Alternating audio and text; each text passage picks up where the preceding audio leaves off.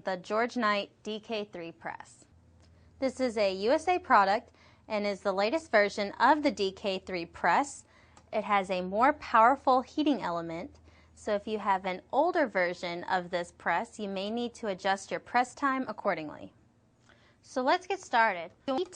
But if it's too heavy, we can crack the ceramic, and you can choose to use an Allen wrench, and you can adjust accordingly. Also, you can put a glove on and just change the dial, but be very careful because all these parts get very hot since there's so much metal. You just want to be careful and try to position it directly in the center of my transfer. Of course, you can still adjust it. I just figure this way I can try to get an idea of where the middle of my image should be on my mug. Once I have even spacing around the handle, I'll take a piece of heat tape,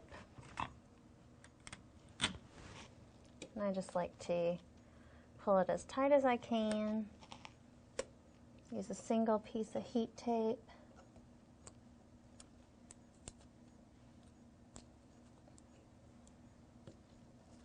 Fold my tape so it's easy to pull off.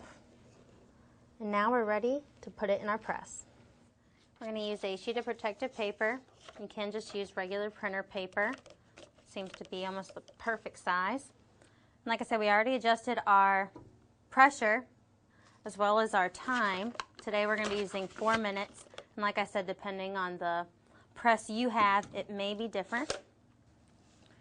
Place the mug with the protective paper handle facing this outside. That will not touch the heat. The protective paper is very important, and that sound means we're done. So I'll lift on my press, move my mug, take my transfer off right away, and what I'm going to do next is dunk it in some lukewarm water. It's very important that we do lukewarm because if you do cold water, the ceramic will crack.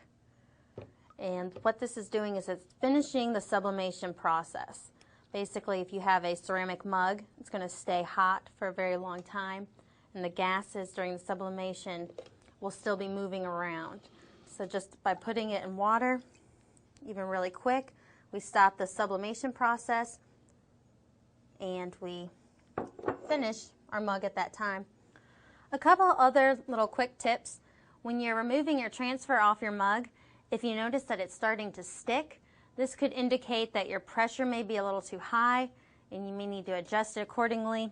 Also, if the paper you're using as protective paper is a little bit more burnt looking, a little yellow brown, that means that you could be using too long of a cook time, and again, you may need to reduce your time. So make sure you're paying attention to how your mugs are coming out and what it's really doing in its press. So now I'm going to go ahead, get my last mug ready to go, and we're going to press it the exact same way, even though it's a little bit larger. I just finished my larger mug. Again, we pressed the same way and cooled it in the lukewarm water. Be sure to use lukewarm because you can crack your ceramic very easily if the water is too cold. Also, it is an important step dunking the ceramic mug in the water to stop the sublimation process. Ceramic is the only material you'll have to do this for. You won't have to do it for metal or glass. The George Knight DK3 press is a great press to use. You can do mugs in a short amount of time.